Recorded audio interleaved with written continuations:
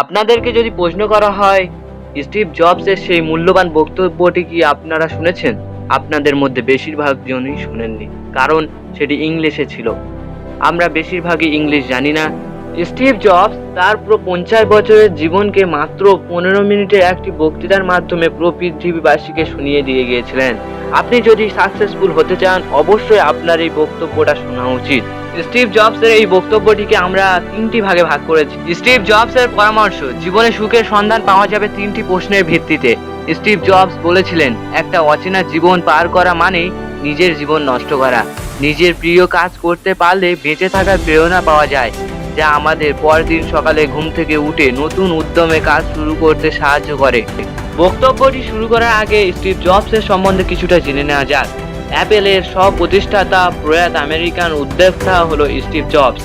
মৃত্যুর 6 বছর আগে আমেরিকান বিজনেস ম্যাগনেট ও অ্যাপেলের সহ-প্রতিষ্ঠাতা স্টিভ জবস আমাদের মনের ভিতর এক চরম সত্য ঢুকিয়ে দিয়েছিলেন। তিনি বলেছিলেন, তোমার সময় সংক্ষিপ্ত, তাই অচেনা এক জীবনযাপন করতে গিয়ে এই সময় নষ্ট করো না। অ্যাপেলের সহ-প্রতিষ্ঠাতা ও প্রযুক্তি দুনিয়ার অন্যতম প্রতীক্ষিত স্টিভ জবস 2005 সালে স্ট্যানফোর্ড বিশ্ববিদ্যালয়ের একদল গ্র্যাজুয়েটের সামনে কথাগুলো বলেছিলেন। এর কিছুদিন আগে স্টিভ জবসের অগ্ন্যাশয় ক্যান্সার ধরা পড়েছিল এবং চিকিৎসকরা বলেছিলেন তিনি আর মাত্র 3 থেকে 6 মাস বাঁচবেন। মৃত্যুর সন্নিকটে জেনেই বোধ হয় স্টিভ জবস চেষ্টা করেছিলেন জীবনের অবশিষ্ট সময়টা সর্বোত্তমভাবে কাটাতে। আর এই বার্তায় তিনি স্ট্যানফোর্ডের সদ্য পাশ করা গ্র্যাজুয়েটদের বলেছিলেন। চিকিৎসকদের ভবিষ্যৎবাণী মিথ্যা প্রমাণ করে এরপরে আরও বছর কয়েক বেঁচেছিলেন জবস। স্টিভ জবসের কথা শুনে আমাদের মনে নানান প্রশ্নের উদয় হতে পারে যে জীবনে কোন বিষয়গুলো আমাদের কাছে গুরুত্বপূর্ণ।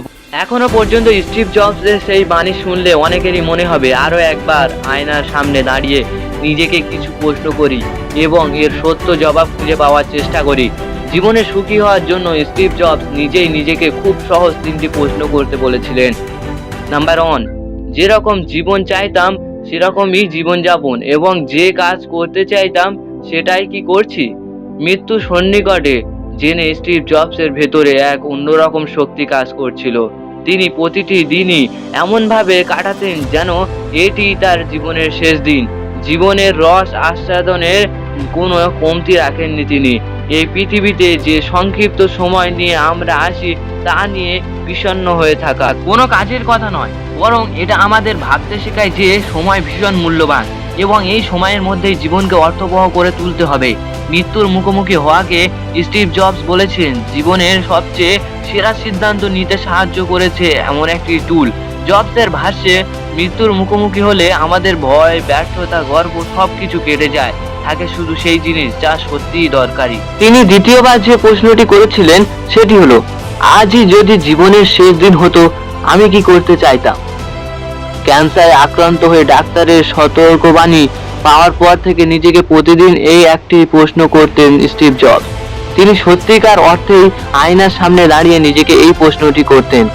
জবস বলেন, টানা বেশ কয়েকদিন যখন এই প্রশ্নের উত্তর এলো না, তখন আমি বুঝলাম কিছু একটা পরিবর্তন করতে হবে। নিজের মুখোমুখি হওয়া খুব জরুরি। দিনের শুরুতেই নিজেকে উপরে উল্লেখিত প্রশ্নটি করেন। আপনার জন্য সামনে কি অপেক্ষা করে আছে সেদিকে মনোযোগ দিন। নিজের কাছে সৎ থাকুন। আপনি যে জীবন চান তা যদি আপনি না পেয়ে থাকেন সেটা স্বীকার করা কষ্টের, কিন্তু নতুন কিছু অর্জনের মাধ্যমে এগিয়ে যেতে হলে, নিজের স্বপ্ন পূরণ করতে হলে এই সত্য স্বীকার করতেই হবে। স্টিভ জবস নাম্বার 3 যে প্রশ্নটি করেছিল তা হলো, যা করতে ভালোবাসি তাই করছি তো। স্টিভ জবস বলেছিলেন, একটা অচেনা জীবন পার করা মানেই নিজের জীবন নষ্ট করা। এর বদলে তিনি সবাইকেই পরামর্শ দেন খুঁজে বের করতে যে আপনার যে ভূমিকা পালন করার কথা ছিল তা কি আপনি করছেন। আপনার নিজের কি পছন্দ, কি ভালোবাসেন তা আপনাকেই খুঁজে বের করতে হবে। কাজ অবশ্যই জীবনের একটা বড় অংশ, আর নিজে যা বিশ্বাস করি তার উপর ভিত্তি করেই কাজ করতে পারাটা তো দারুণ। আর দারুণ কাজ করার শর্ত হলো নিজের প্রিয় কাজ করা। নিজের প্রিয় কাজ করতে পারলে বেঁচে থাকার প্রেরণা পাওয়া যায়, যা আমাদের পরদিন সকালে ঘুম থেকে উঠে নতুন উদ্যমে কাজ শুরু করতে সাহায্য করে।